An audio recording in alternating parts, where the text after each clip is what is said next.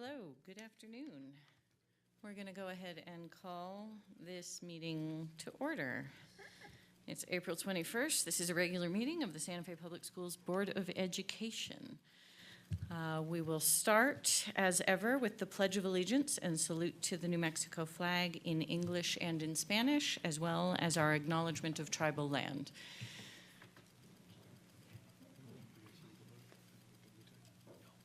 I pledge allegiance to the flag of the United States of America and to the republic for which it stands, one nation, under God, indivisible, with liberty and justice for all. Juro fidelidad a la bandera de los Estados Unidos de América y a la república que representa una nación bajo Dios, indivisible, con libertad y justicia para todos. I salute the flag of the state of New Mexico, the Zia symbol of perfect friendship among united cultures. Saludo la bandera del Estado de Nuevo México, el símbolo Zia de amistad perfecta entre culturas unidas. Thank you. And the acknowledgement of tribal land. We acknowledge that our Board of Education meeting is taking place on occupied indigenous land. We acknowledge the Tesuque Pueblo lands and other tribal lands on which we stand. We honor these people, past, present, and future. We acknowledge the history and ongoing colonization of where we are sitting right now in New Mexico and in our country. We acknowledge our own place in the story of colonization. Thank you. Moving on to approval of the agenda. Superintendent, do we need to change anything? No changes this evening, Board President Noble. Okay, is there a motion? Madam Chair, move for approval. I will second. Thank you, Vice President Garcia. Secretary Bose with the second. We're back to voice votes, aren't we? Not roll call votes. On approval of the agenda, all those in favor say aye. Aye. Any opposed? Okay. Moving on to Roman numeral 2, introduction of interpreter. Superintendent. Thank you, Board President Noble. Deputy Secretary, we dealt with them. Deputy Superintendent Romero, please. Para asistencia con la traducción en español, la señora Carla González te ayudará.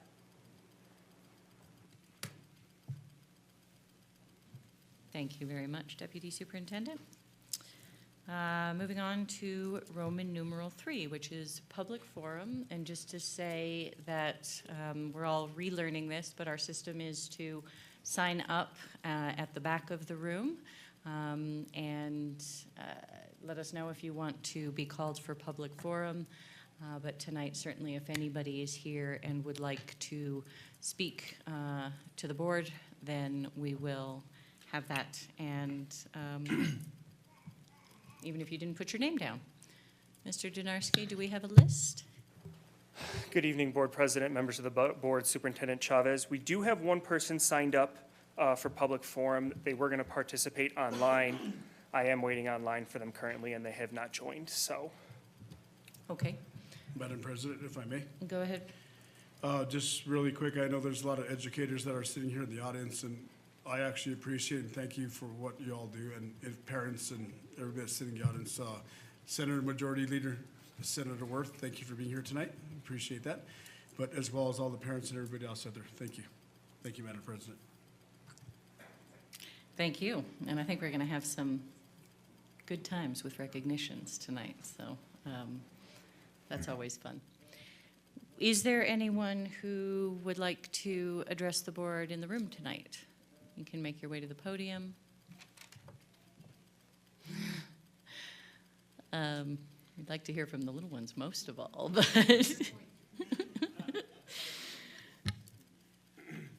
nothing online? Still has Okay. not joined. All right, well, we will go ahead and move on. You can let us know if there's a time later on if the individual does join. Thank you. Will do. Thank you, Board President. And again, just to say out loud, as we are, this is only our second meeting in person in just about 2 years. So we love public forum. We love people to talk to us. You can come do it in person. You can do it online as well. And we will also, Mr. Janarski will still read emails. So we're trying to keep lots of paths open for folks who want to address the board. Yes. Thank you, Madam President. Just also Representative Tara Lujan, thank you for joining us as well. Yes, nice to see you. Nice to see you all. Okay, on to the union update. I don't see President Grace Mayer. Is there anyone here to do the union update for us tonight? Going once, going twice. Okay, moving on to board announcements and follow-up. And we start with our 2022 NMSBA, New Mexico School Boards Association Student Achievement Award recognition. We are pleased tonight to present these 2022 New Mexico School Board Association Student Achievement Awards. This is a statewide award program sponsored by NMSBA and presented by local school boards in New Mexico. It seeks to promote student achievement and assist local school boards in recognizing school leaders, staff, and other individuals who play an important role in improving student achievement at the district level. As we call each name, awardees will come forward to receive their award. Am I reading what, somebody else is supposed to be? Oh, okay. All right. So we're gonna do this, and each invitee can come forward and receive their award, and we'll take a picture. Is that right, Crystal? Okay. And we have 15 awards to present tonight, some to individuals and some to groups. Ms. Ibarra, I think you're going to lead us in this. Yes. It is with great privilege that I start with Ms. Georgia Baca. Georgia Baca is in her 4th year as principal at E.J. Martinez Elementary School. She has created exceptional professional learning community structures and led the way in collaborating with Chaparral Elementary and Nava Elementary, so their small schools can have weekly grade-level teacher meetings together. This has allowed for staff collaboration in analyzing data and informing best practices that might otherwise have been difficult to do given their school sizes. The most current IMESA data at E.J. Martinez demonstrates considerable on-target growth for reading, language usage, and math. She has led and shared her expertise with other administrators and instructional leaders at the district's standard-based teaching and learning initiative. She brings a positive mindset to her steadfast leadership and is always solution-oriented. Because of her leadership, E.J. Martinez is one of the 13 schools slated to launch standard-based grading in 22-23.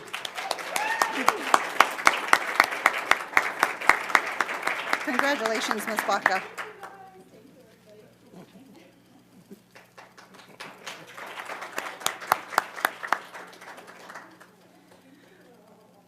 Our next recipient is Terry Bryant.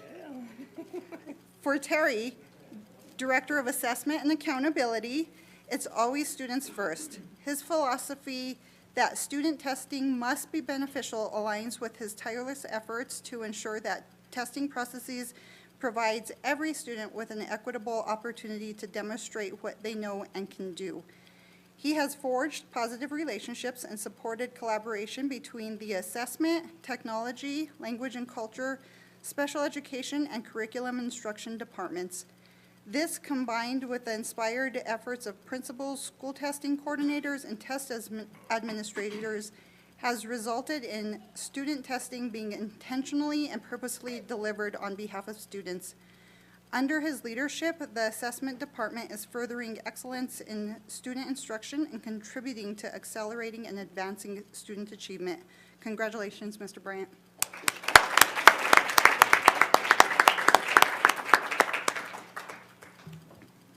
Next is Ms. Lena Dominguez. Lena Dominguez is the kitchen manager at Atalaya Elementary, which also provides satellite services to Acequia Madre and Wood Gormley Elementary Schools. Despite 4 staff in the kitchen that really needs a minimum of 6, she has never complained, working with the school communities to provide quality meal service. Through it all, she has remained positive and continued to complete her work on time, always loving the students. Said Betsy Cole, Director of Student Nutrition, she is an overall great manager and sets a positive example for others. I'm very grateful to have her on my team.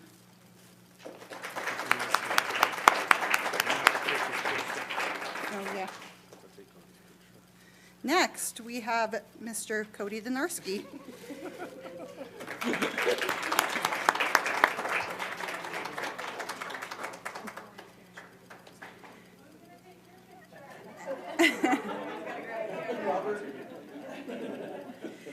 Top-notch communications with parents and overall SFPS community are essential to learning.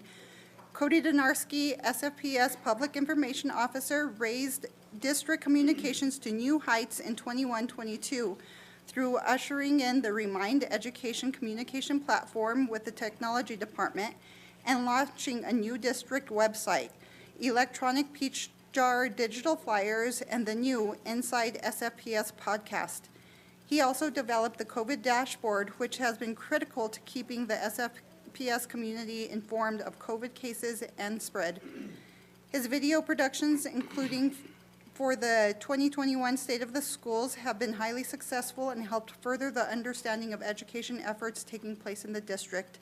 He is a treasured advocate for SFPS and a rising star who is much valued by all. Thank you so much, Mr. Donarski.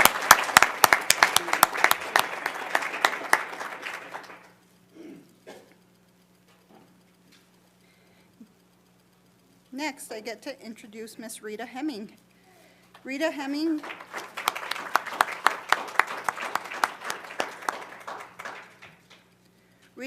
is a school counselor at Cesar Chavez Elementary School, is deeply committed to providing social and emotional support to all students and staff. A firm believer that her role is to ensure that each student is emotionally healthy for a lifelong learning. Every morning, she guides a mindfulness moment after the morning announcements to ground the students and staff for the day. She always keeps a positive and open mindset and consistently advocates for student wellness opportunities. She is part of the district's crisis team and often supports other sites with emergencies and challenges. Even during a brief emergency encounter, she builds powerful relationships. According to her principal, Fernando Morales, we wouldn't be as successful as we are without her. Congratulations, Ms. Hemming.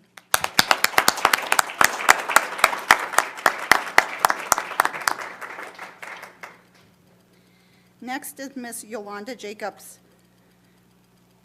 Ms. Jacobs is a transportation driver with the district for 20 years, embodies what it means to have a heart of a servant, demonstrating this daily by tirelessly giving everything she can to help her students get to school and be the best they can be. She understands that for our kids to get a quality education, they must first get them to school in the right frame of mind. Every student on her route looks forward to seeing her every day because of how well she takes care of them and uplifts their spirits. During the height of COVID, she showed up every day, taking personal responsibility for doing everything she could for her students. Thank you, Ms. Jacobs.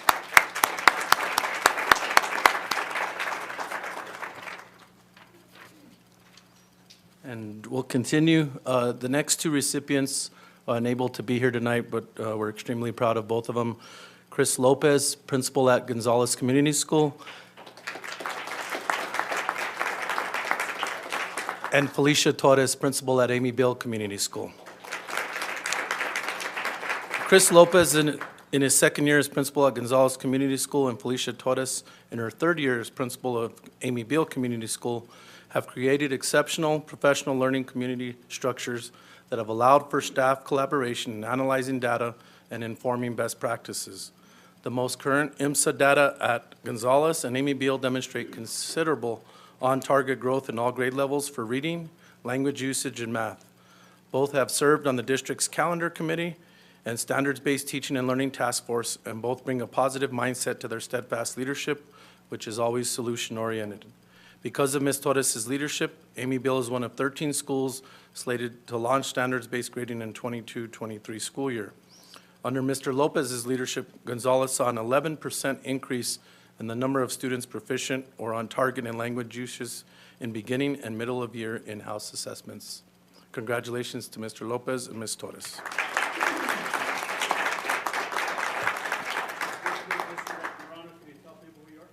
Yes, Carl Morano, Assistant Superintendent for Santa Fe Public Schools. Thanks, Rudy. Next up, we have a presentation for Mandela International Magnet School. So anybody from Mandela? I think Principal Grillo is here with us. So Principal Grillo. In 2021, 15 Mandela International Magnet School students earned prestigious international baccalaureate diplomas, representing a pass rate of 94%. These students demonstrated strong academic performance in 6 areas: language and literature, language acquisition, history, experimental sciences, mathematics, and the arts. Said Randy Grillo, Mandela principal and head learner, each one of these courses is essentially a 2-year college-level endeavor. We are so proud of these students and their ability to show that even a year of virtual learning and the uncertainty of a once-in-a-lifetime pandemic would not blur their focus. Our staff deserves special recognition for their solidarity and dedication to each student's success. Congratulations, Principal Grillo and the Mandela International Magnet School.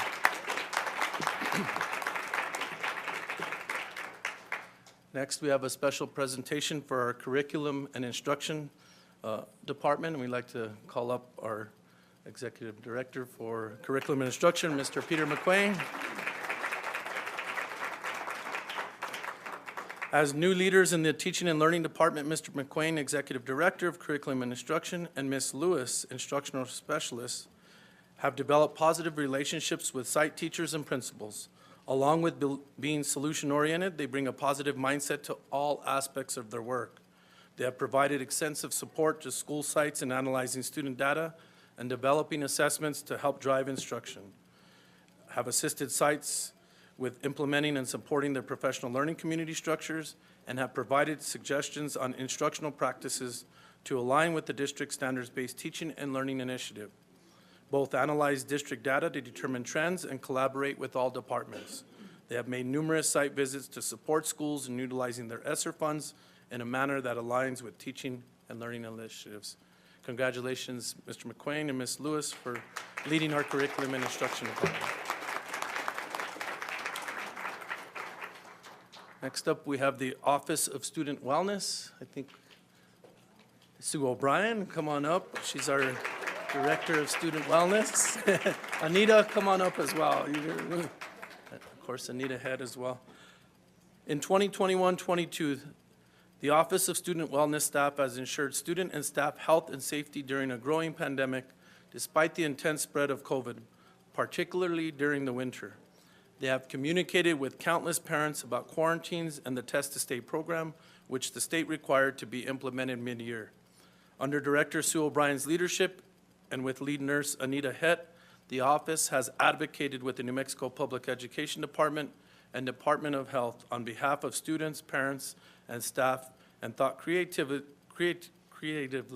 and outside the box to meet mandates like vaccine verification.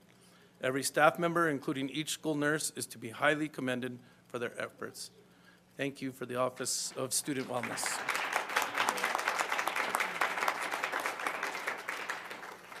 Next up, we'd like to call up Mr. Daniel Pastrana.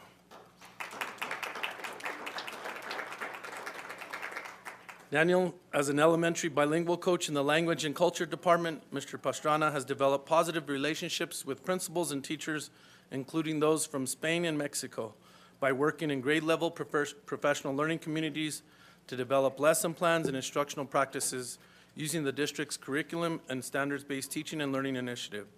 He also provides classroom management support by helping teachers engage students in their learning, approaching his work with a positive, open mindset.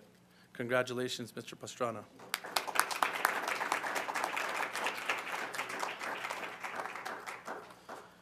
Now we'd like to call up our distinguished guests from the Santa Fe House and Senate legislative delegations, and I think We have Senate Majority Leader Peter Wirth and House Representative Tara Lujan with us today.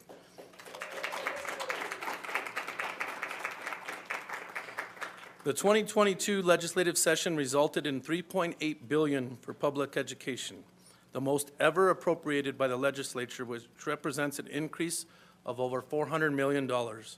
This year in particular, with salary minimums increased $10,000 across the board and raises for educational staff, we give a tremendous thank you to our Santa Fe House and Senate legislative delegations.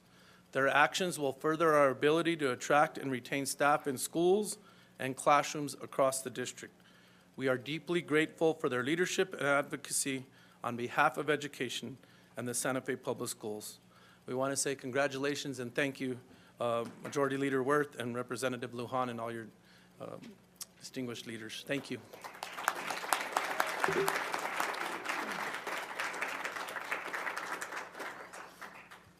And finally, we have Barbara Tetris. Is Barbara with us? Barbara is a computer science teacher at Capitol High School, and she brings students to new heights in computer science. Her students have taken home honors from the Governor's STEM Challenge, 3rd Congressional District, App Challenge, and National Center for Women and Information Technology Aspirations in Computing. Her recognitions include being the 2021 and 2022 Educator Award winner, selected by Aspirations in Computing, and receiving the 2021 Teacher Who Inspires Award from the Partners in Education Foundation, the Teacher Appreciation Award from the 2021 Supercomputing Challenge, and the 2020-2021 Computer Science Teaching Excellence Award winner, selected by CSTA and Infosys Foundation USA. The New Mexican said that she merrily describes herself as a walking computer and is endlessly passionate about the need for students to learn coding. Thank you and congratulations, Ms. Tetris.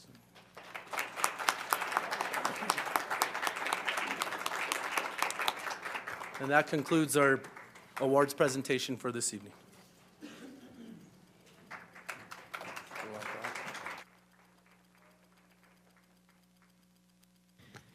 Congratulations to all our awardees. Thank you for being here and doing all that you do for education. It really does take a village, a community, and an entire state legislature, it seems, to move forward with our educational initiatives. And we have some other awardees in the audiences tonight that I'm guessing is coming in the superintendent's announcements, so we'll get there. It's hard to beat Vice President Garcia at the recognition game, but I will also recognize that we have the Mayor of Edgewood in the audience, Mayor Jaramillo. Nice to see you in a slightly different role tonight. Are there any other elected officials that we missed? Okay. Just, Madam President, if I may. Yes. Just, you actually said it very, very well, as into throughout the nation, schools are challenging as into sitting on the school board, as into how we need to, we have challenges, but it's actually good to see the community come together and actually to have our individuals throughout our community as well as our educators do an excellent job, because without this community, it's hard, it's challenging, but thank you all for being here, because it's actually good. And I'll actually let the superintendent speak about who we had today in the state of New Mexico and Santa Fe, as well as our senator, but we'll get to that a little bit later. Thank you, Madam President. Okay, moving on board announcement and follow-up, we have committee updates. We will be talking about our fiscal year 2021 audit later, so we'll leave that committee for the moment. Is there anything anybody else wants to update on in terms of committees, the community, CRC, whatever we call it? Madam President. Yes, please. Members of the board, Superintendent Chavez, just a quick update on the CRC, the Community Review Committee. We did meet last week, and the primary focus of last week's meeting was to actually talk about Mandela and its future home, the building projects that we have from this year's GO bond, and how that's all going to flush out. So it was kind of, there was nothing concrete at that time, but it's the beginning of the process for more of a permanent solution for the wonderful school that is Mandela. And that's about it. Thank you. Thank you, Secretary Bozay. And I did not note, I know that the team knows, but just for the public, we do have 4 board members present here in person. We also have Board Member Anderson on the phone, and hopefully hearing all of it reasonably well. Board Member Anderson, anything you want to add on the CRC update?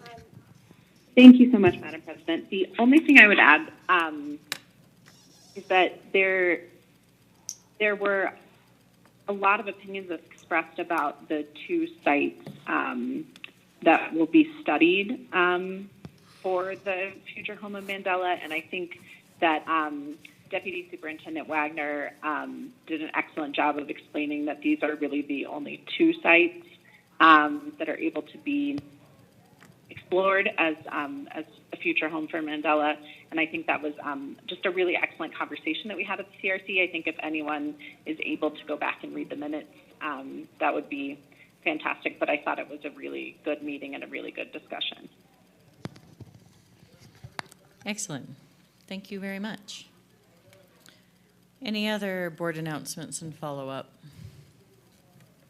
Madam President, Go ahead. I'll actually wait for the superintendent to give his update, because there was something that was very interesting today, as into, we actually had the Secretary of Education, the President's Cabinet Secretary of Education here today at our public schools, as well as Senator Ben Ray Lujan. And it was actually an honor. He had 7 Secret Service around him, and to see the Secretary of Education from the United States of America to come to Santa Fe, New Mexico, to our Santa Fe Public Schools was a good thing, but I'm sure the superintendent will actually explain that a little bit more. But just wanted to bring that up. It was actually an honor to see. Thank you. Thank you. Any other board announcements? Follow-up?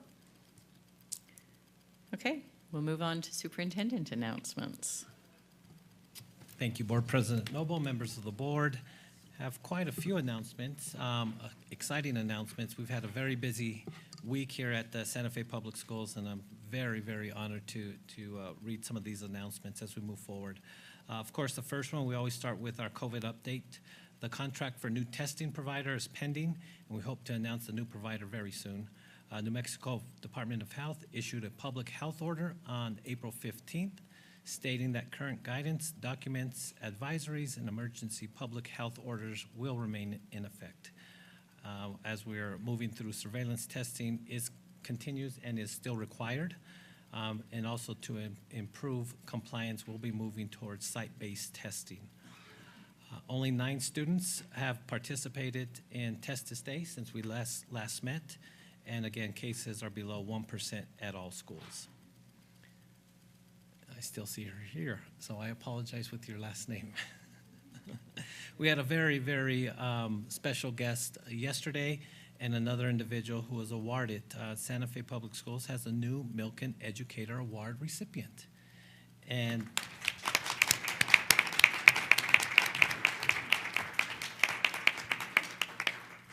with us tonight is now famous Gabby Salazar Kahawai. There you go. And I know you're called Miss Gabby, so I'll use that as we move forward if you don't mind. Who was presented with a prestigious Milken Educator Award yesterday during a surprise school assembly. Everybody thought it was just an assembly with the PED secretary. Gabby, a 3rd grade teacher at Gonzales Community School, becomes one of more than 2,800 awardees in the life of the award, which is known as the Oscars of Teaching. This is a thrilling moment in Gabby's career, and one that all of our community can celebrate. We are also excited for her and all those she has impacted at the school and in our community. Gabby has worked for the district and at Gonzales since 2016, starting as a student teacher there, and now a 3rd grade teacher. Here's what Christopher Lopez, principal of Gonzales, said about her. Her students love her.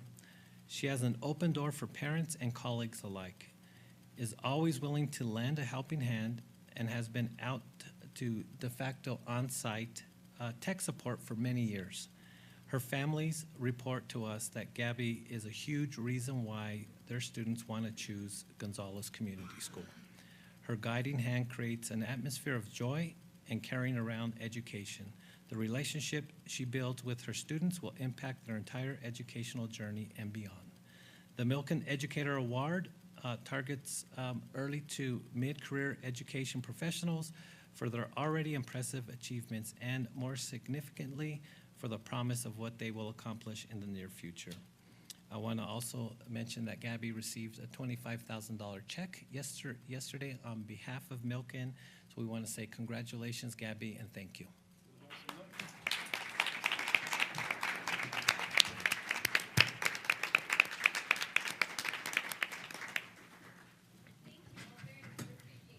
Yes. I was actually going to say, if you want to say a couple words, we'd love to hear from you. I think she should buy us some lunch or something, Madam President. And just to say, if anybody hasn't seen the video of the assembly, it's very compelling. And Ms. Kahawai, you're fabulous in your reaction and grace, and it's incredibly exciting. I know Secretary Bose got to be there. I was very sad not to be there. I was traveling, but the entire district is celebrating you, and thank you for what you do day in, day out, because that's really what this is about. And we'd love to hear anything you want to share with us.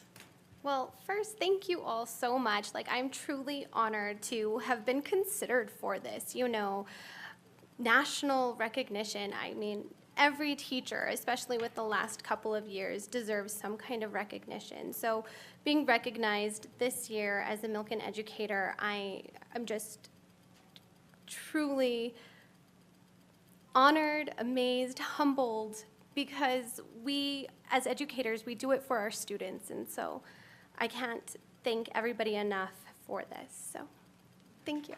Well, congratulations. Good job. You have to buy us lunch.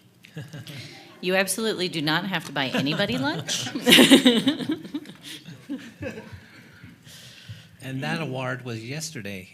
Moving on to today, Santa Fe Public Schools welcomed U.S. Secretary of Education, Dr. Miguel Cardona, and U.S. Senator Mr. Ben Ray Lujan to Santa Fe High School today for a mental health roundtable. Santa Fe High School Advancing Community School Initiative underway with NEA New Mexico and its site decisions regarding the use of Federal Elementary and Secondary School Emergency Relief Fund, better known as ESSER, funding were featured in today's visit. They shined a critical national spotlight on the issue school communities face as they recover from the pandemic. It is clear from their visiting and their team, they also had a team, it wasn't those two alone, that we are not alone in this journey. The discussion from today's roundtable was rich and from the heart. I greatly appreciate Secretary Dr. Cardona and Senator Lujan for taking such an interest in our work. We are encouraged that we are on the right path for uplifting students and meeting their needs. As we heard at the board's study session on March 10th, through the Office of Student Wellness in the back of the room, Santa Fe Public Schools counseling program seeks to improve outcomes and build connections and relationships with students in grades K through 12. Setting Santa Fe Public School apart from other districts are school-based house services serving about 500 students, and the district-wide restorative justice program, and that was really mentioned throughout the visit. In addition, Santa Fe Public Schools has set aside $20 million in ESSER funds over the next 3 years for schools to address learning loss, accelerated learning, and with Santa Fe High investing in tutoring, credit recovery, and other efforts. They were also mentioning that it was very innovative that we worked with the sites and allocated funds for them to utilize in the best interest of the students and their community. So again, just want to say thank you for those individuals for visiting us.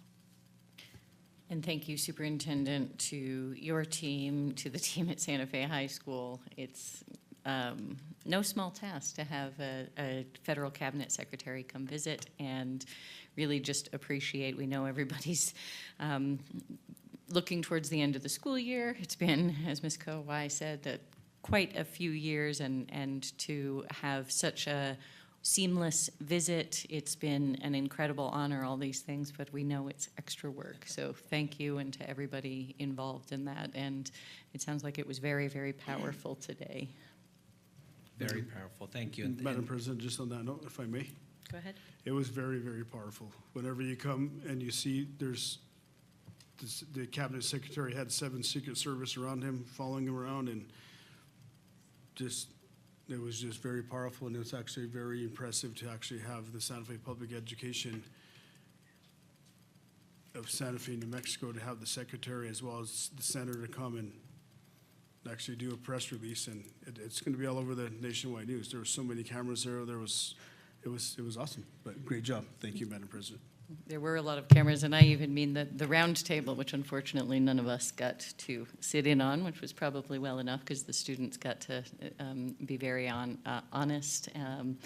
And the principal talked about the safe space, and it was clear when everybody came out, they were deeply affected by what they'd heard from the students. And that was clearly very well done in creating that space for the students to feel safe and heard and to be honest with folks so high in the federal government and in our education system. So really well done, and thank you and your team.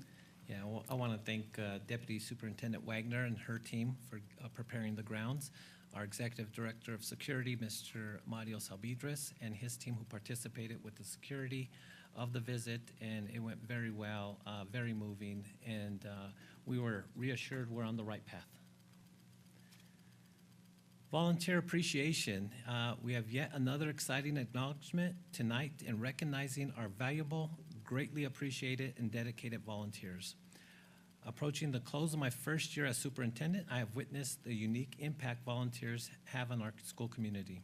Their contributions are impactful, memorable, and important to commemorate.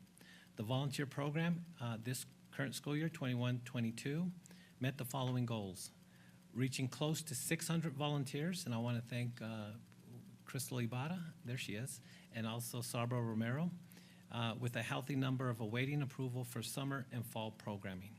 Expanded tutoring options with virtual options like the launch of tutoring for quarantining students. We supported approximately 350 tutoring sessions. The continuance of the Help You Homework Outline, which became a great platform for ongoing tutoring sessions. Large recruitment efforts, including a partnership with the City of Santa Fe, in which Santa Fe staff received 4 hours of admin leave to volunteer. Offering 9 training modules, including Introduction to Volunteering, working with English language learners, math, reading, culturally relevant volunteering, and literacy for young readers, and launching the Volunteers Advancing Student Discovery and Achievement. Volunteers are an integral part of our team. We want to provide you with a video presentation to honor and commemorate our volunteers.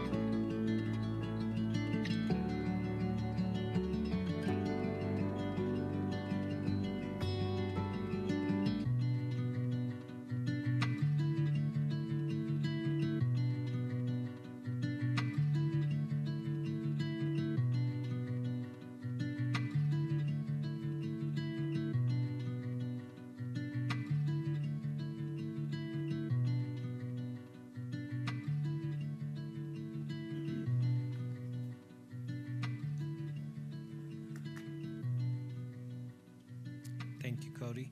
You can view this video on our website under the volunteering page. In addition to tonight's recognition, all volunteers will receive a small package of appreciation from Santa Fe Public Schools by the end of the month. Madam President? Go ahead. Just on that note, I have a couple of friends that actually always tell me, don't get so emotional all the time. But I get emotional because I care. And I grew up in an area in this community where it was a challenged area, but all those individuals, it kind of went a little bit too fast, but everybody that volunteers up there and does an excellent job for the Santa Fe Public Schools and this community, we're very fortunate in this community as into what our general obligation bonds and what the individual voters and all of our volunteers help us out. But thank you for all those volunteers, because you know what? Without those volunteers, it'd be a little bit of a challenge, but thank you for that. Thank you, Madam President. Madam President? Go ahead, Secretary Bose.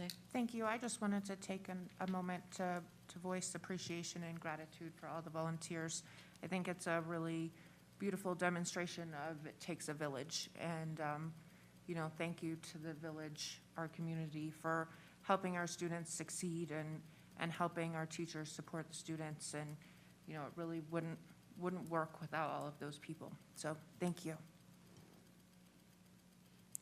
Beautifully put. Thank you very much. And we so appreciate our volunteers and, you know, want more of them, always. On April 11th, Santa Fe Public School gathered roughly 15 community partners at a town hall, virtual town hall, to develop a menu of after-school opportunities, including tutoring for principals to choose from this summer and next school year. We're reviewing the results and looking forward to announcing cooperative endeavors for this summer. Most importantly, through partnerships, our staff can rest this summer so they are ready to embark on a new year of teaching. Our summer offerings so far, we have developed a newcomer immersion program that we plan to offer in partnership with Lutheran Family Services this summer to support language acquisition for up to 275 newcomers who come to the district from different countries. This will set them on course for learning for the fall. The Community Educators Network, which includes organizations working with the city, will provide recreational services from June 6th through July 29th at 5 schools for roughly 100 students at each site. For a second year in a row, on July 11th through the 29th, Santa Fe Public Schools Math Adventure Camp will be offered at Capitol High School for students who feed into 4 high schools, where we expect participation rates to double. Students at the camp last year, many lacking experience with Algebra 1 in pre-assessment, showed significant progress following the camp. In 2021-22, they had an average grade of 81% in Algebra 1 in the first semester, with 96% passing Algebra 1 in high school. Prior to the camp, all teachers received 30 hours of professional development on project-based learning. Jumpstart will also be offered once again, giving positive feedback we've received from high school parents. The program helps students to get to know staff and other students and become familiar with their campuses, and many other under development. And lastly, just as a reminder, tomorrow is Earth Day. A partnership for Planet is on Friday. That concludes my superintendent's announcements. Thank you very much, Superintendent. Any questions from the board on anything? Secretary Bose. Thank you, Madam President, members of the board, Superintendent Chavez. I was thinking earlier, I knew you were going to give a COVID update and that you had mentioned a change in the testing vendor. Nothing else has changed, though. I just want to make sure that the community knows that there's still testing available. I think that that's a really important part of this phase of the pandemic that we're in, and making sure that everyone has access to a good PCR test when they need one. So, thank you. You are absolutely correct, and we still have masks available at all schools and all departments. Thank you. Madam President, Go ahead, Vice President. just in regards to Earth Day, and thank you for your updates, Mr. Superintendent.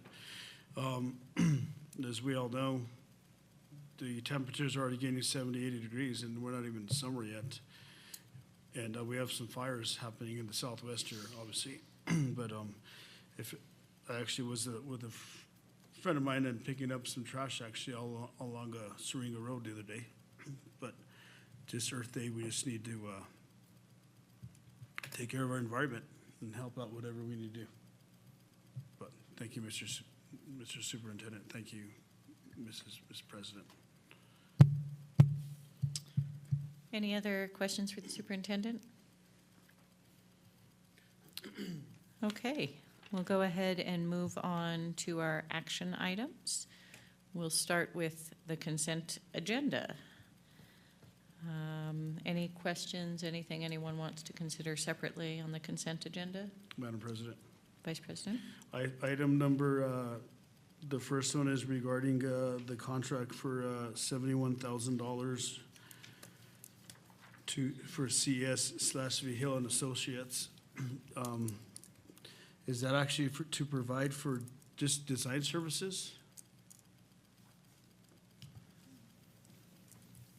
Vice President Garcia, President Noble, members of the board, it is to provide services for architectural and engineering of the field houses at those sites.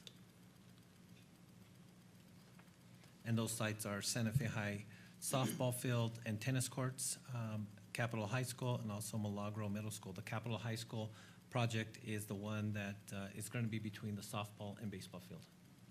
Thank you, Mr. Superintendent. So the tennis courts are actually, they're the tennis courts at Capitol High School, correct?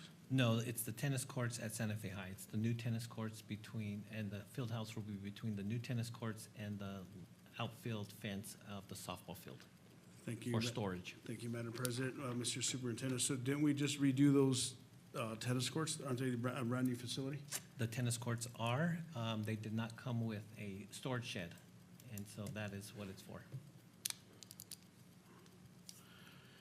So, Madam President, thank you, Mr. Superintendent. So these are actually just for the design of the shed, or the design of the design of the Field houses. field house. And then once we get the field houses designed, then we have to come back and we have to get the construction dollars for it, right? You are correct. All right, thank you, Madam President. Thank you, Mr. Superintendent. Madam President. Secretary Boisé? Thank you, Madam President, members of the board, Superintendent. And just to confirm then, the same is true for the $270,000. That's just a follow-up on our CRC meeting. That's just design services regarding Mandela. You are correct.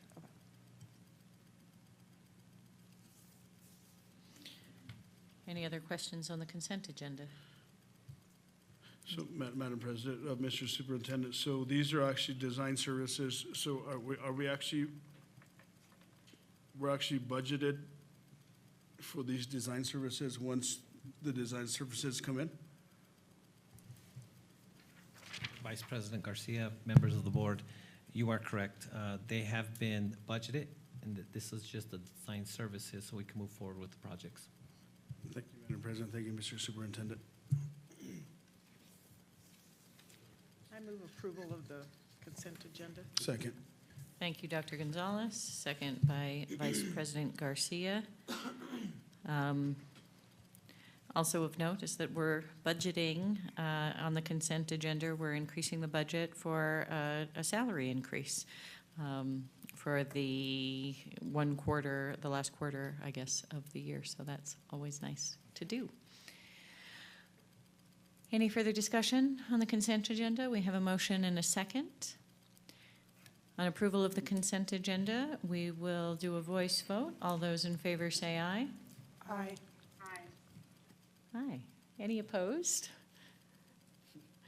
Okay, yes, that was nice. We heard you loud and clear, Board Member Anderson. Okay, we have approved the consent agenda. Thank you all very much. Moving on to action item B, our first reading of new policy 355, medical cannabis in schools. Superintendent. Thank you, Board President Noble, members of the board. With us tonight is our Executive Director of Student Wellness and also our lead district nurse, Ms. Anita Head, taking us through the first reading of policy 355, medical cannabis in schools. Good evening, President Noble, members of the board, Superintendent Chavez. Ms. Hett and I are here seeking approval of a brand-new policy, medical cannabis in our schools, 355.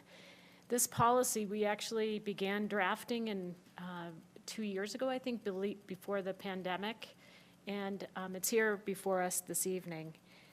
As a result of 2 Senate bills, our district is required to have policy around the possession, storage, administration, information or policy around primary caregivers' responsibility regarding medical cannabis in our schools, and then the restrictions and limitations and liabilities.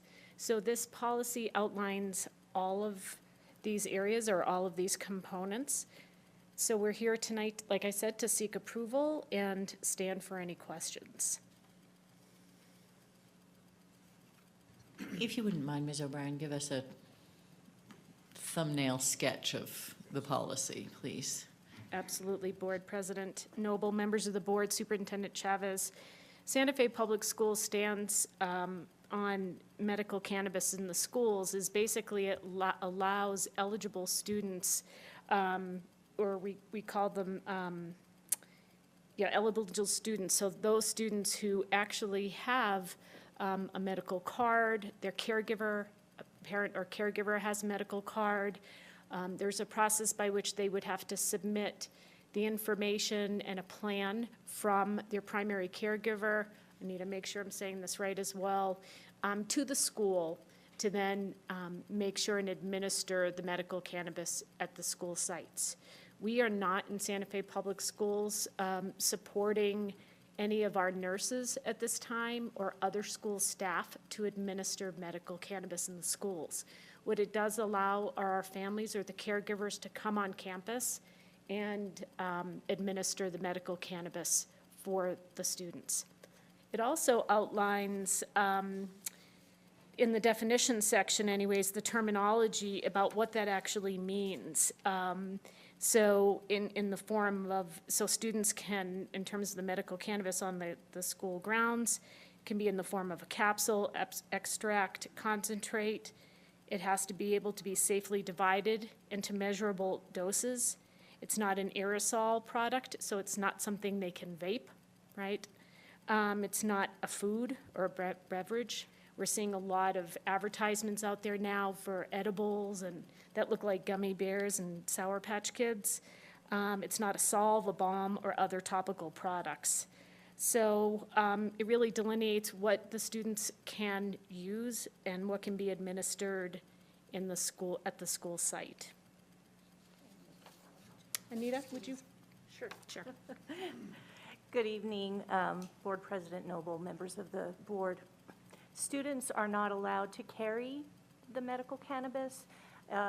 And we are not allowed to store the medical cannabis at our school sites.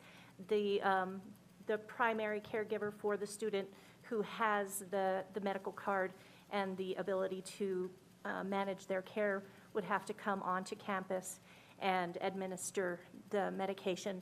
And there has to be a plan for school staff to monitor this being done. The student would not be allowed to drive or operate any heavy machinery, obviously.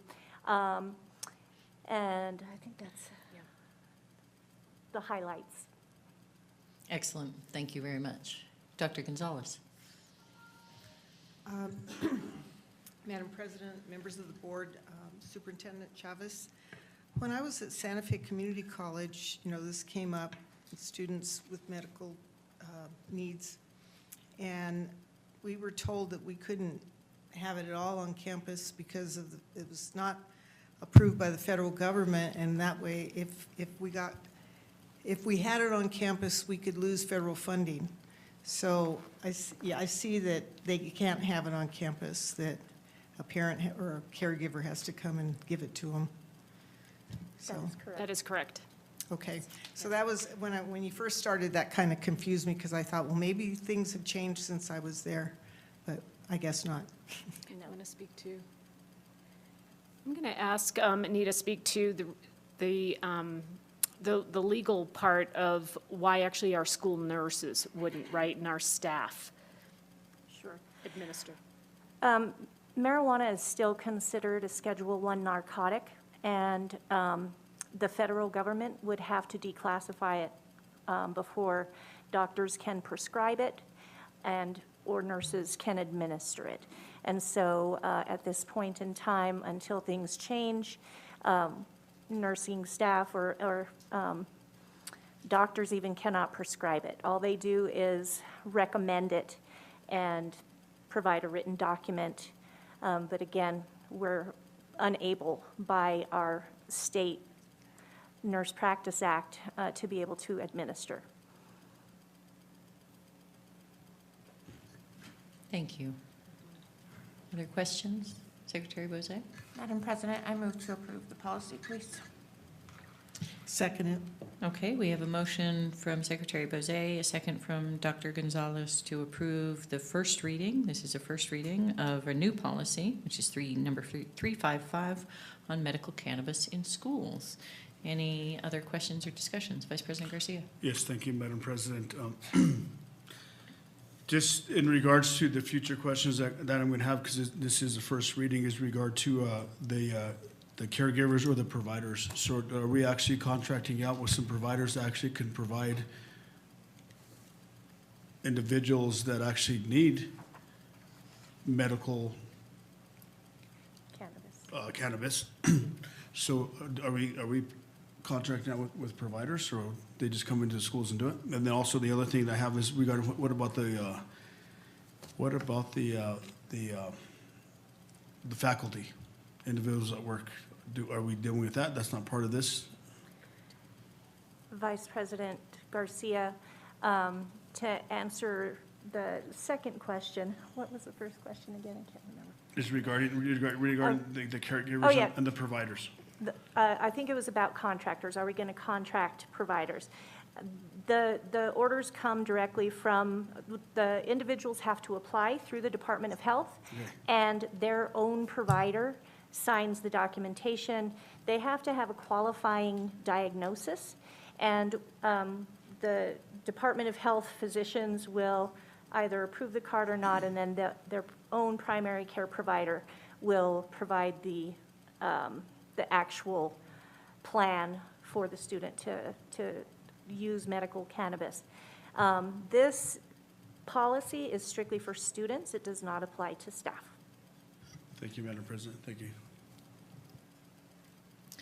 Okay, we have a motion and a second to approve the first reading of new policy 355, medical cannabis in schools. Any other questions, discussion? Okay, we will do a voice vote. All those in favor of approving this first reading, say aye. Aye. Any opposed? Okay, we have approved the first reading. Thank you very much. Thank you. Now we're on to action item C, acceptance of fiscal year 2021 financial audit. I want to recognize and thank our new chair of the audit committee, Denise Rapmunt, who's here. She has been doing a wonderful job pulling the committee together and working very hard, so we appreciate that, and all of the members, volunteer members who serve on the audit committee. I also want to thank our accounting, or our audit firm, JAG, and again, Audrey Jaramillo is here representing that so that we can have any questions. And just to clarify, this is, as noticed on the agenda, acceptance of the audit. We do not approve it, we accept it, which is just an important small discernment there. Yes, Vice President Garcia. Thank you, Madam President, Mrs. Jaramillo from JAG, as well as I just want to recognize you as being the county commissioner for the Edgewood area. So you served 3 or 4 different hats, but thank you. Thank you. Mr. Martinez? I think, Superintendent, are you going to kick us off? I will. Thank you, President Nobles, members of the board. With us tonight is our Chief Financial Officer, Mr. Robert Martinez, taking us through a brief presentation of our financial audit. Mr. Martinez. Madam Chair, members of the board, Superintendent Chavez, as President Noble mentioned, we have Audrey Jaramillo with Jaramillo Accounting Group, and our Audit Committee Chair, Denise Rattmund. Audrey is actually going to lead the presentation for the acceptance of the FY21 audit. So we'll go ahead and turn it over to Audrey.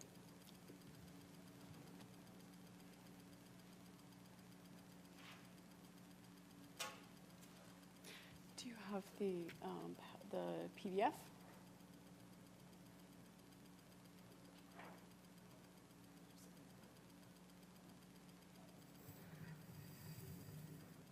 Good evening, Madam Chair, members of the board, and Superintendent. It's great to be here. This will be a presentation of your financial statements for the year ended June 30th, 2021. So as you know, the audits are always looking behind us quite a ways. But by the time the governmental entities throughout the state get their books closed and ready for audit and then turned into the state auditor, and then the state auditor puts their stamp of approval on it, it's quite the process. So that's why usually this time of year we are taking a look at the audit. So I think Robert's going to bring up the PDF of the financial statements. Okay, we could also go to the state auditor's website if that's easier, but whatever. I'll start off with general comments. So overall, a great audit. We updated the look of the financial statements this year, so added in a lot of pictures and things. This is available to the public, of course, once the state auditor releases it. And we'll start with the independent auditor's report. And that's going to be, if you keep going just a little ways, right here. And this is just a standard audit report. This is what you all pay us for, is an audit opinion. You have a clean or unmodified opinion. If you could scroll down, Robert.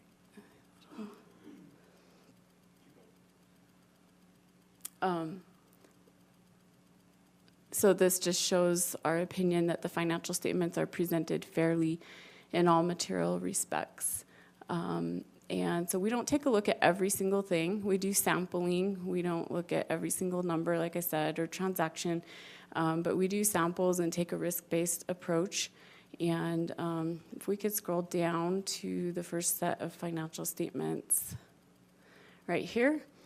This is called your statement of net position, and this is your balance sheet, I would call it, for the district as a whole, and also the charter school being on the right-hand side there, the component unit, and the primary government being the district. Okay, so you can see that this is a snapshot right as of, like taking a picture as of June 30, 2021, and so you have your cash balances there, restricted cash, a lot of different balance sheet accounts, your assets, your liabilities.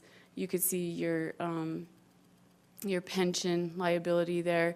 If you scroll down just a little bit, you could see the net pension liability of $547 million, and for RHCA, $75 million. And that comes from the unfunded portion of the state plans that gets pushed down onto your financials. And then scrolling down to the next, we have your statement of activities, and this is a, for the fiscal year, a picture of actually the whole year for FY21, the income and expenses. And if you scroll down just a little bit, you'll be able to see your SEG listed there, and for the charter as well to the right, and your property taxes are all listed out there. So general revenues of $171 million. Okay, you can keep going. And then we go to the individual fund statements, and I'm not going to go through all of this. It'll put you to sleep. But I do want you all to know, and the public to know, that if you wanted to take a look at any particular fund, your operational fund is here. There's the balance sheet and income statements of every single fund that the district has. And contrary to popular belief, I believe that public education in New Mexico does have strong accountability. And, you know, every single dollar is accounted for in these financial statements, and a lot of explanation goes into this in this document. The numbers are all here, and then more detail, ad nauseum detail, is down in the footnotes, and it describes, cash. If you wanted to know more information about cash, for example, you could go down to the footnotes later in the document and get that information. So there is a lot of accountability and checks and balances in our public schools and charter schools, of course, as well, in the state of New Mexico. So you could probably scroll down, and I'll just show you the section of the footnotes where it starts the wording. Would it be easier for me to scroll, or?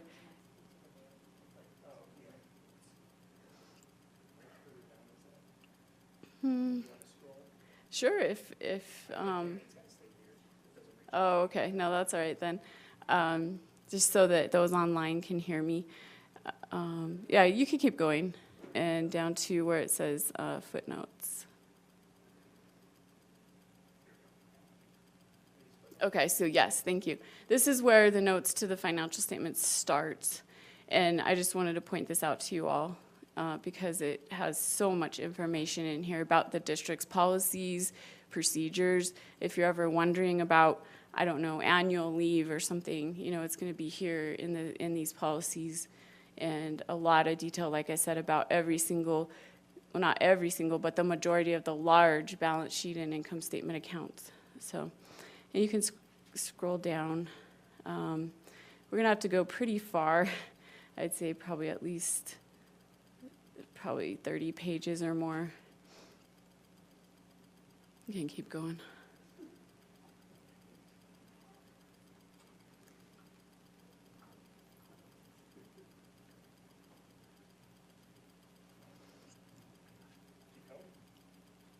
Yep, the charter schools footnotes are in here as well. And then there's some RSI, what's called RSI, required supplemental information, and this is on all the pension, the unfunded liability of the pensions and RHCA. So this is just showing that those big ugly liability numbers that you have on your balance sheet for promises made to the teachers and staff. All right, you can keep going. And this section is SI, supplementary information, which has a lot of information of the individual funds that are smaller. So we could scroll past that and get to the next section. Keep going. The report is broken up into major funds in the front, which like general fund is really large, and then non-major funds in the back, which are smaller, but they're still presented for transparency and still audited.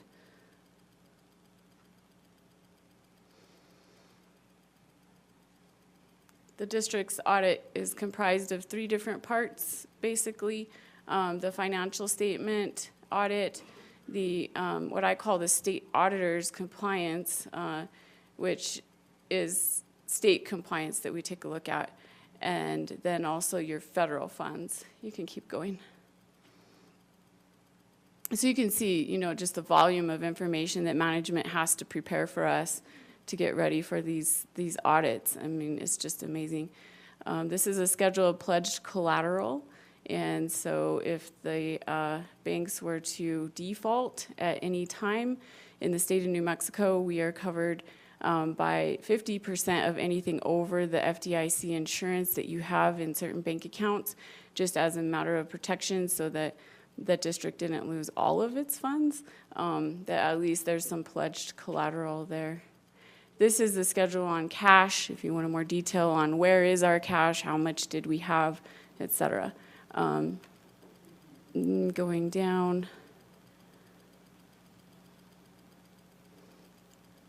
This is the component unit being the charter. And so there's a lot of balance sheet, income statement as well, and all of the disclosures for the charter school.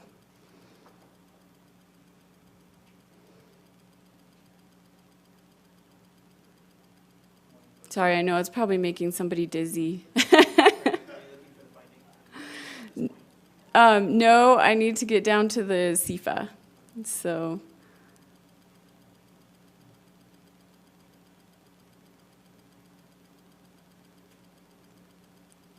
I mean, there's only about 30 more pages to go. I know, we can be dizzy a little bit longer, right? My goodness. Yeah, these audits are huge. 179 pages. Okay, right here, compliance, and then let's go to our opinion on here. All right, so this is the second letter that you receive from us that you pay us for, and this is not an opinion on internal controls, but it is a report on internal controls and your checks and balances throughout the district and compliance as well. So if we see findings or recommendations, we're required to report them in the form of findings, and we'll go over those in a minute, but they're all in this listed in this report, okay? And you can keep going. Now, this is what I wanted to point out as far as the federal financial assistance.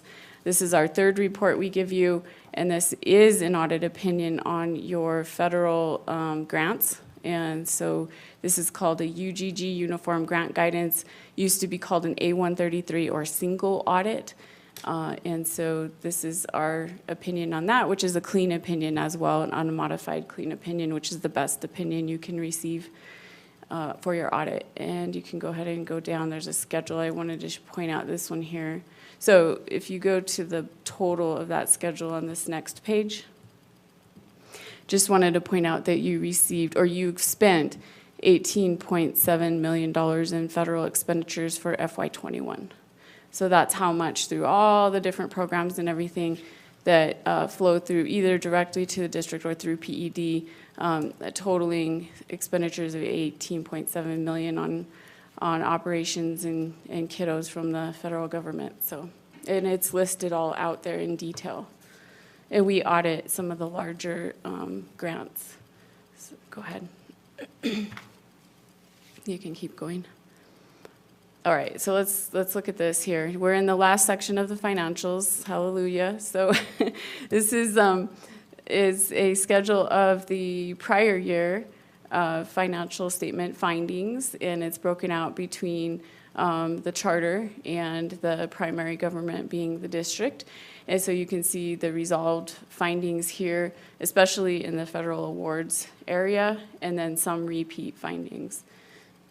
Even those that were repeated, though, significant progress has been made. And the charter, I think it was 3 years ago now, or yeah, I think 3 or 2 years ago, made very significant progress and hired contractors and really cleaned up what they needed to clean up on their findings. Once upon a time, they had the significant amount of findings in this report, but not anymore. So they don't have any from last year to go over. So, okay, we can go to the next one. This is just a snapshot telling you you have two unmodified or clean opinions and the types of findings and the two major federal programs that we audited. And you can go down. And here is where we start the findings. I don't want to go into too much detail on this. I guess I'll say, I'll kind of just summarize it, and if you guys have further questions on the findings, then we can discuss. But bank reconciliations, this is a finding from previous years, and there were material entries identified in our work in order for cash per the general ledger balance to agree with the year-end bank reconciliations. And so the district has made significant progress on this over the last few years, but there's still just a little ways to go as far as the reconciliations and making sure that all journal entries are done prior to presenting them for audit. And then if you scroll down to the next finding, internal controls over financial close and reporting. This is a very common finding. This one is from 2019. But basically, there's a lot of detail in here, but I'll just boil it down to the fact that auditors can't create your books and then audit your books. So anything that comes to us pretty much has to be materially correct. And if it's not, then we have to write it up. And you get financial close and reporting finding because your processes or internal controls did not catch everything that should have been fixed in-house because your auditors shouldn't have to be fixing it. So that's what this finding relates to. And again, significant progress has been made, very significant progress on this one. And next finding, negative cash balances and activity funds. This is also an area of progress and reducing the deficits, but there was still a total of $265,431 in negative cash involving 42 different activity funds. And between the activity funds, the money, you can't borrow from Peter to pay Paul, as they say. So there's, that's an issue where you can't just move money between the activity funds because the students and the parents and everyone who raised that money shouldn't have to pay for another activity that went over their budget. And so there's that one. And let's see here. Budgetary, this is also a very common finding. And this is where there were some expenditure functions where expenditures went a little bit over budget. And I mean, these are very small numbers, but state auditor requires us to report them anyway. If you look at the district, what did I tell you guys? In general, revenues was 170 million. So if we added in other revenues, it could be even more. And so these are small numbers, but yet those controls still have to be in place to where you're not going over budget because it's against state law to overspend your budget. Okay, and capital project restricted funds temporarily used to pay operating expenses. And on this one, the operating fund borrowed $8 million from a capital projects fund, a bond building fund 31100, which is not allowed at all. And this is something that the districts were really struggling with at year end because a number of factors, but the State Department, Public Education, New Mexico Public Education Department had not transferred the SEG, the money that they pay to the district to run the district monthly, until the very last day, or maybe even for you guys after. And so those funds were not available, but payroll had to be paid. And so in this case, the district, gives the corrective action and everything as far as cash flow management. But really, in my viewpoint, the RFR's request for reimbursement can sometimes be millions and millions. I think right now the district is owed $3 million from PED, and that some of it is very, very old. And so the state, I think, needs to take a look at their internal controls and processes and make sure that they are allocating the district's funds to them timely. And so next, we have, these are other findings that are required by state auditor to include compliance with the School Personnel Act. So we always look at contracts, and there were some violations with contracts either not being provided or signed timely, or the required training in substance abuse was not there. Next. Okay, this is the exit conference, just showing, the audit committee is very involved. We meet throughout the year, and they keep an eye on, the corrective action plans for the district, and meet with us. We're very collaborative throughout the year. And that concludes the overview of the 21 audit.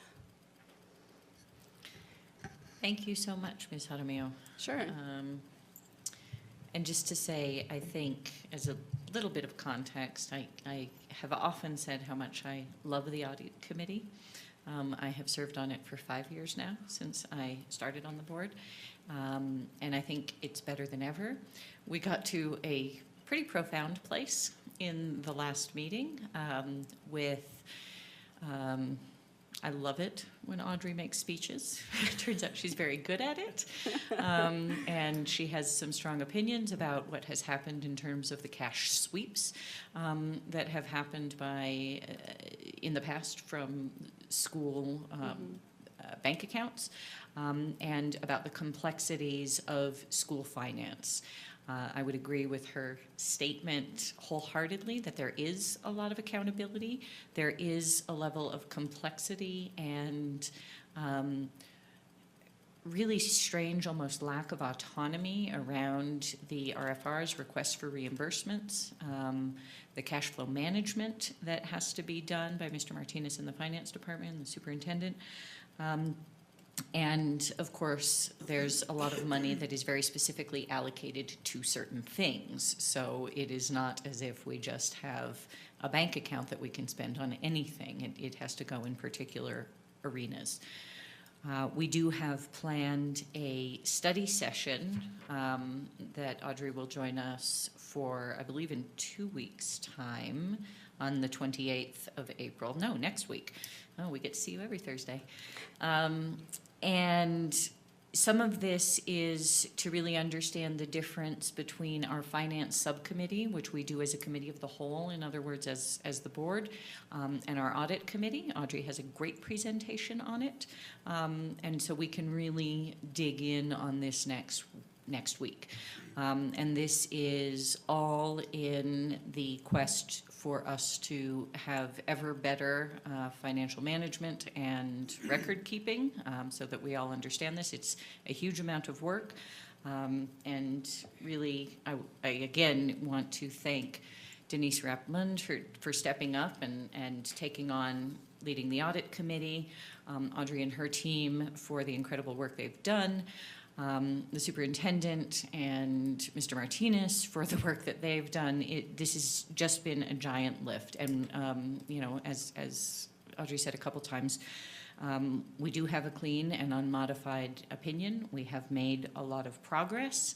There is a lot of accountability, and we have more to do. So hopefully we can dig in, pull back some of the layers next week in understanding the finance committee, the audit committee.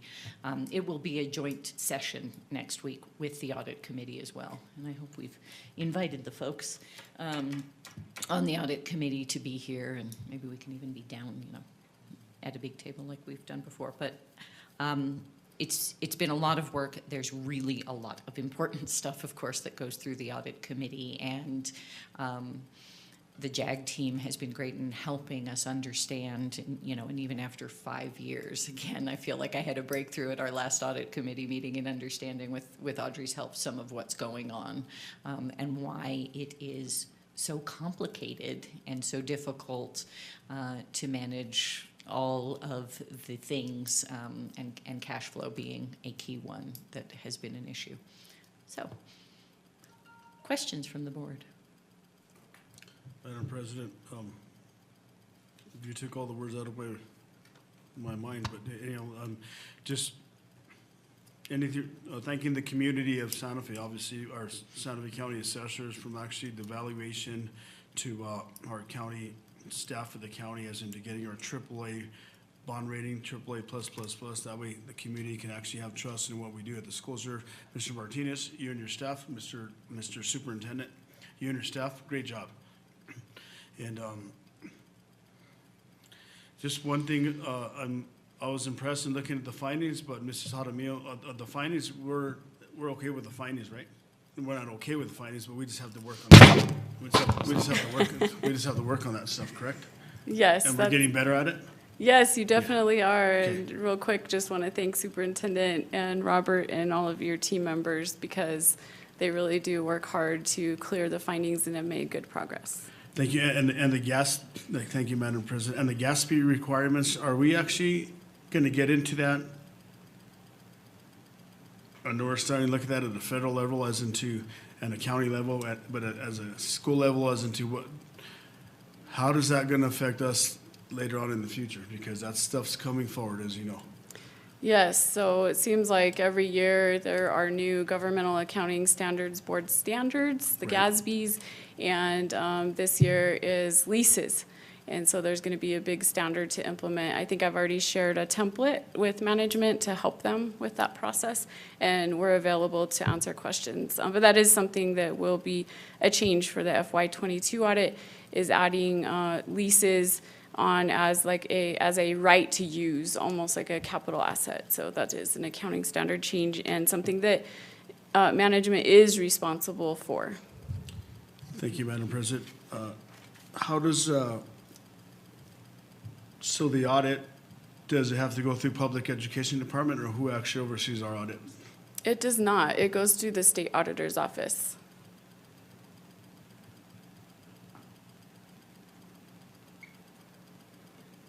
Thank you, Madam President. And Mrs. Jaramillo, in regards to the findings, are the findings,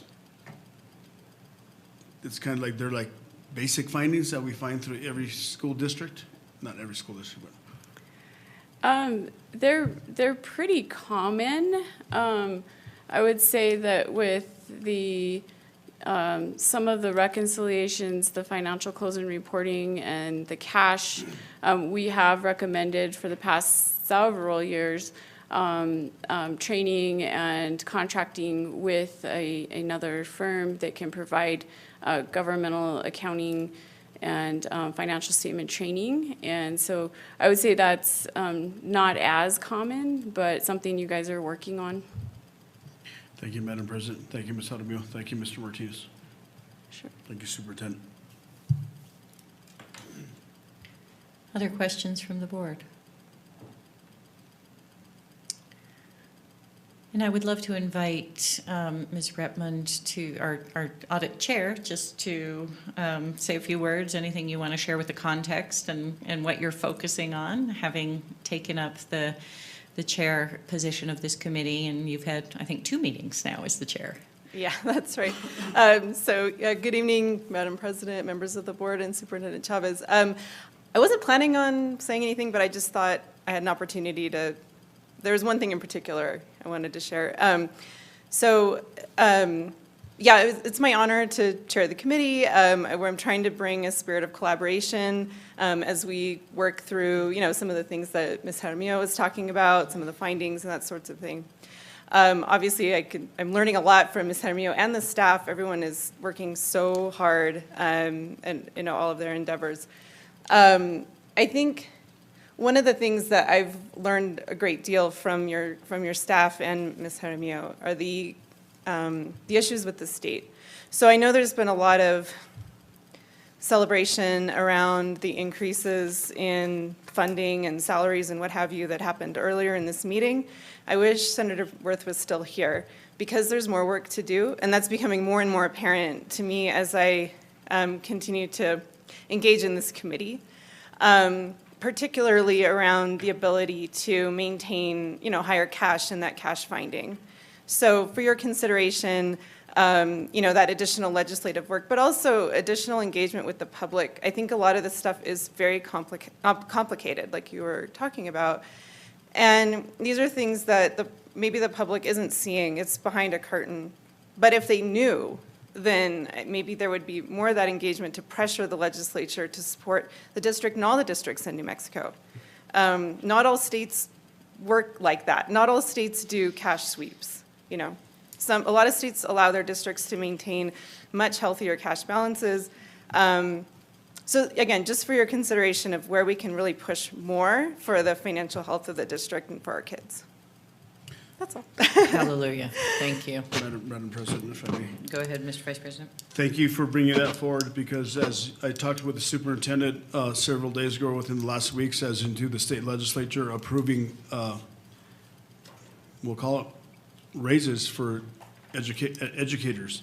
But yet, how do we get the money to us? Because that's one thing that the district is actually, as Mrs. Jaramillo said, and as being on the audit committee, as Mr. Martinez knows, and the superintendent, is how do we get that money to our district? Because we're actually having to front the money, and then we don't have it. So it's like, that's something that we need to talk with Senator Wirth and all our representatives as to do. Come on, give us, you get it. But I appreciate you paying attention, and you've done a good job, Mr. Martinez, the superintendent, as well as Audrey, as well as statewide. How do we need to talk to our legislators we got to get that. Because right now but great job, all 3 of you. Mr. Superintendent as well, Superintendent. Go ahead, Mr. Martinez. Thank you, Madam President. And if I may, just to give you all a larger picture of where the district has come, in 2016, the district had well over 20 findings. So we're currently at 6 today, and even our repeated and modified, several of those findings have dropped off under those repeated and modified findings. Vice President Garcia brought up a good question, are they serious? In my opinion, and under my management and under my upper management with Superintendent Chavez, we take every audit finding serious, and it's a work in progress, but we've made significant progress throughout the years, my 4.5 years of being here, and we're going to continue to do that. Thank you. Madam President. Yes, Secretary Bose.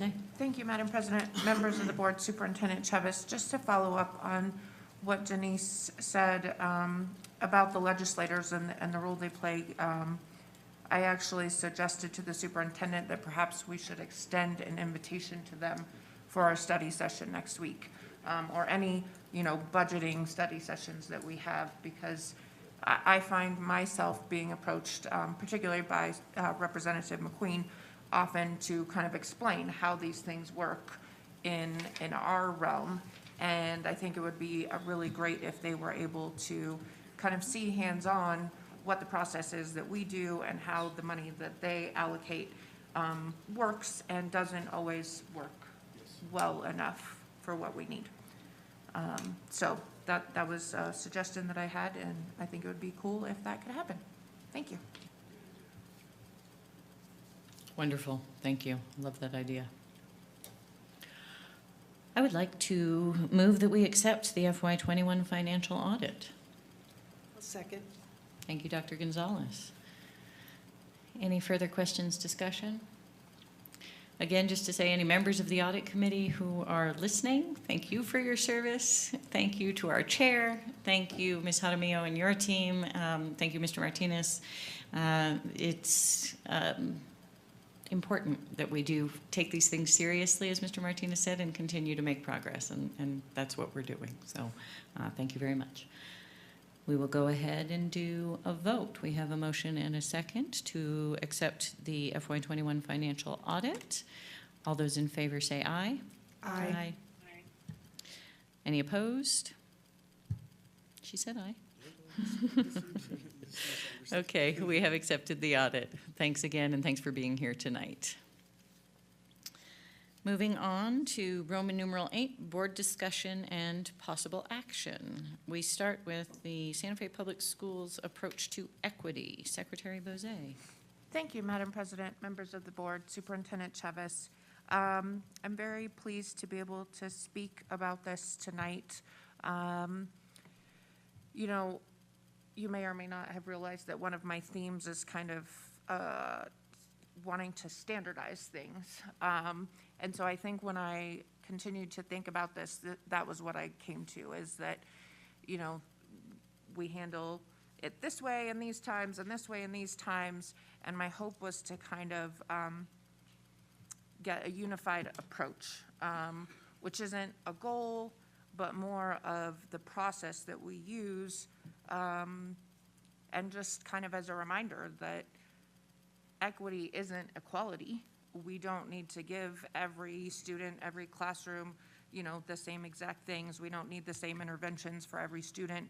And so then my question, my hope is that we can kind of formulate in conjunction with the district leadership the process that we use, when we use our equity lens, which should be all the time. How do we implement that, and what does that look like? What are the actions? What are the processes? How is that integrated into our decision making? And hopefully we can utilize an approach that meets the students and families where they are and lifts them up and helps everyone achieve success. So that's my goal. And I'm happy to help with that however I can. So really it's more of like a process, not an end product, but the methods that we use to ensure that any population is getting what they need to succeed, and that doesn't look the same for everyone.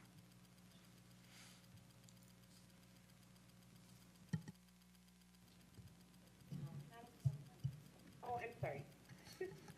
We'll go to Dr. Gonzalez and then to you, Board Member Anderson.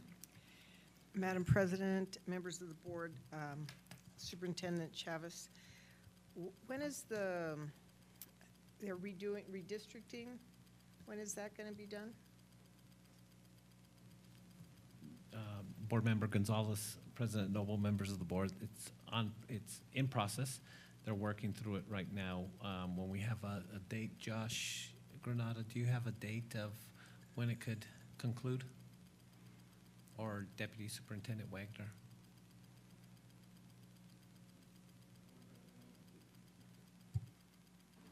Board President Noble, board members, Superintendent Chavez, I believe our goal is to have something before the board in May. We're working with Research and Polling, who we've contracted with, and everything's going well. So we'll have an update soon to bring to the board and to you, Superintendent Chavez. Thank you. Board Member Anderson, go ahead, please. Thank you so much. I hope I'm not too loud.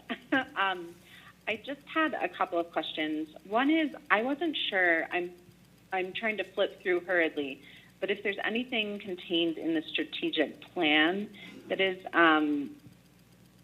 sort of demonstrates that we're guided by equity. I know things like social justice principles are mentioned in the strategic plan, but I wasn't sure if there was anything specifically about equity in it. And I'm not sure, maybe Board President Noble or Vice President Garcia or Superintendent, if you had any insight into that.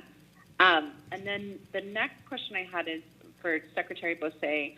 I wasn't sure, is this sort of looking to create some sort of guiding principle regarding equity that we as a district, as board members and as staff members would use as a lens to through which to view all policy and decisions? Thank you, Madam President. Board Member Anderson, while I don't disagree that that is important, again, I think what I'm hoping to achieve is more of a process to follow and not an end result of this, I'm not sure if that answers your question, but it's yes, that we apply equity when making decisions, but what does that actually mean? Because I think it's something that is utilized very often and then sometimes not applied in a truly beneficial way. And to your other question, Board Member Anderson, I would love to talk about the strategic plan with you at some point. I don't know what we called it, but there were values or guiding principles. The superintendent says there are guiding principles at the beginning of the document. And there's one in particular that we worked very hard on. I would say that was a foundational equity principle. Specifically, we talked a lot about racial equity. Vice President Price was very vocal, and even in the mission and vision, so in those framing verbiage, we did spend a lot of time on the strategic plan talking about how we worked on racial equity in particular. But other than that, I don't remember it in the pillars in specific ways. Thank you so much. Madam President. Go ahead, Vice President Garcia. Yeah, obviously, I'm good with Secretary Bosé's approach to equity and, willing to talk about it and bring it up at the next meeting. But it's definitely needed in this country and especially in this community. But yes, I'm good with her bringing it forward. Thank you. And I think I'm struggling a little bit with what does this mean in practice as well. One thing I would offer through my other job, we have a series of guiding principles for equity that were developed really with a focus on the prenatal to 3 system, but I don't think that they only apply to the prenatal to 3 system. So I'd like to share those, Superintendent. Maybe you can share them with the board. There's, and we had an incredible woman named Rebecca Riley who led the working group who developed this document, which actually even includes some worksheets and things in the back as to how to apply the guiding principles for equity in practice.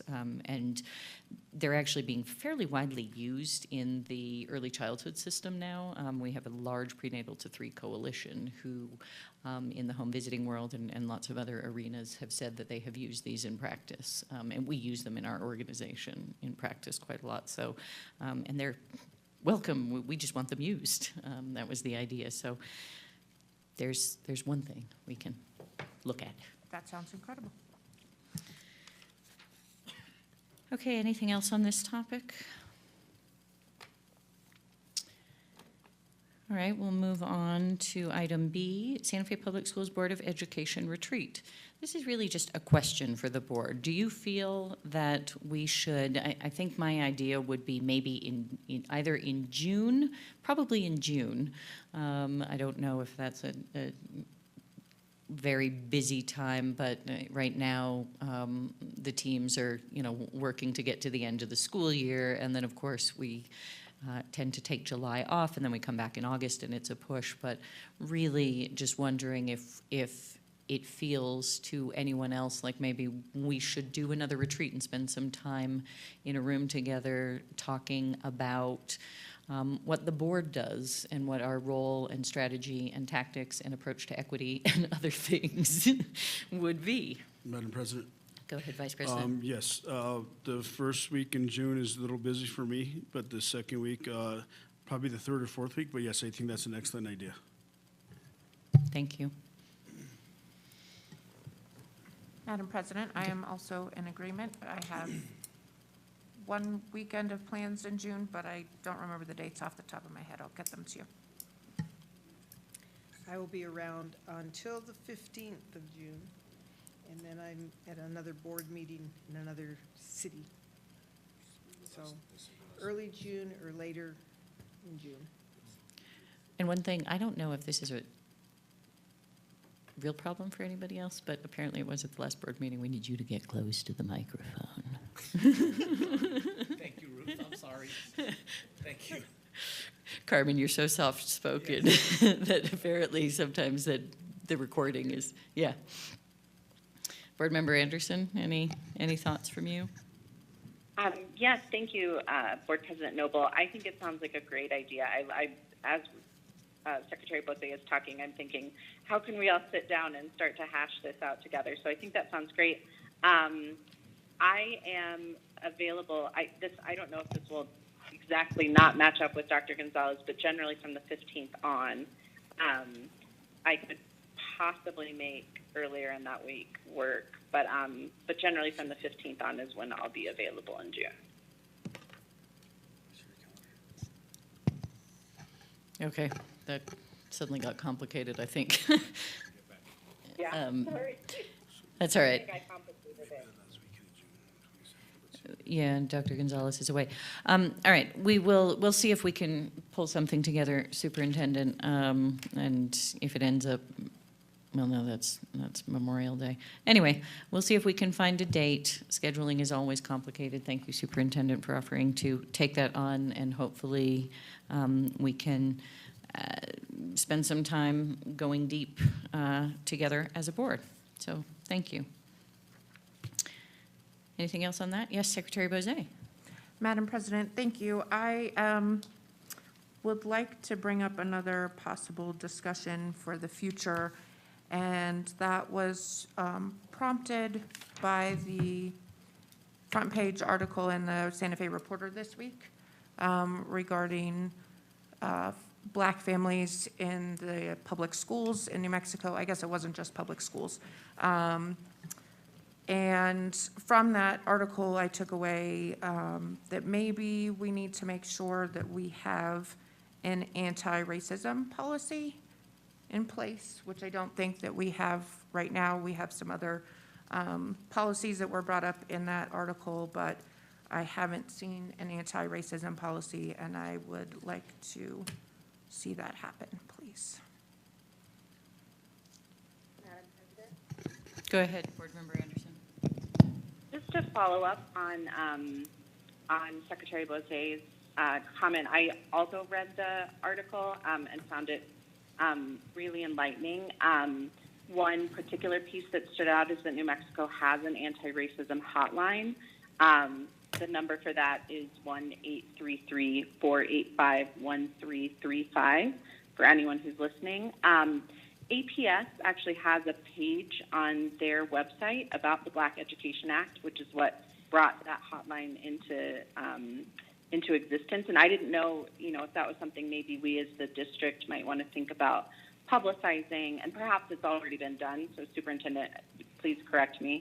But it would be great to know that information is getting out to families who can use it, particularly after hearing their experiences in the article. Thank you, Board Member Anderson, President Noble, members of the board. We do have it out, but I think we can do a better job of getting it out to the community and make it more widely known. So just make it easier for our families to access.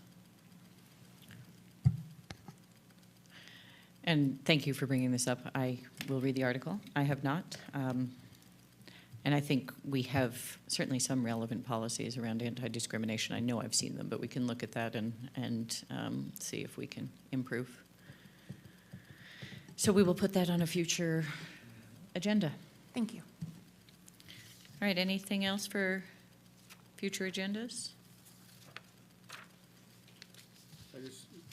Madam President, I don't know if this is the right time to bring it up, but I got to thank you for giving me the update, Christy, and in regards to the ECHO project, but I can meet with you a little bit later because you have something here that construction will likely commence in May or June unless pricing remains over budget, but have we gone, we can talk about it a little later. I'll go through the superintendent.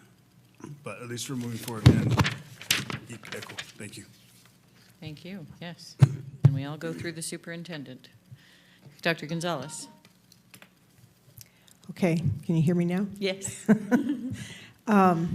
I would like to see, I think we're going to have Gary Hocklander present in June on the career and technical education. So that's an important topic that people over there have been working very hard on, so I'd like to see that happen.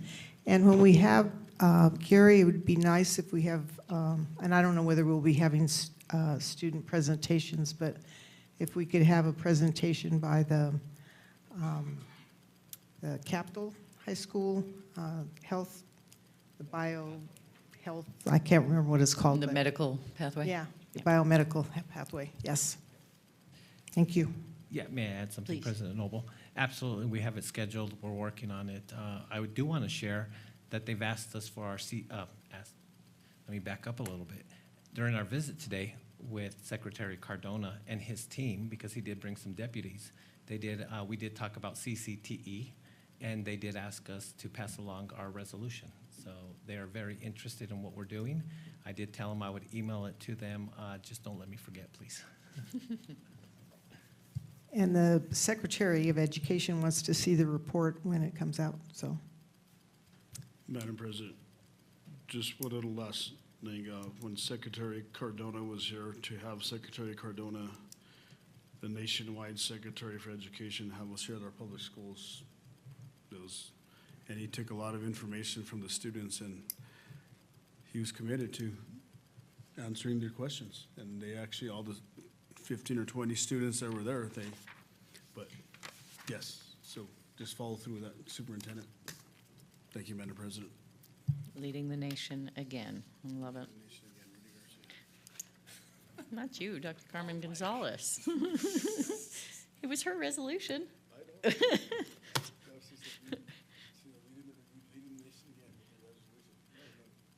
Yeah. Okay. We good? Moving on to advanced planning? Advanced planning. So, tentative CRC meeting next week. Is it on? Nope, Sarah says it's off. Okay, so there's no CRC meeting next week. We do have the study session with, as a finance subcommittee, as I mentioned, it'll be a joint session with the audit committee. So really looking forward to that, truly. And that is at 5 p.m. Thank you, Superintendent. So not 5:30 as our usual meeting, and appreciate all the work to figure out, thread the needle on a good time on that. So we'll start at 5 p.m. for our study session. Anything else on advanced planning, Vice President Garcia? Just, Madam Chair, just really, just proud of all these individuals that are going to graduate, because graduation will be here before we know it. And just happy for all these individuals that actually will be graduating. Good for them. You get that diploma, and that's one thing that nobody can take from you is your education. But good for them. And I'm just proud because I see it coming up in the next 3 or 5 weeks, but that's good. Thank you, Madam President. Thank you. Anything else on advanced planning? Okay. With that,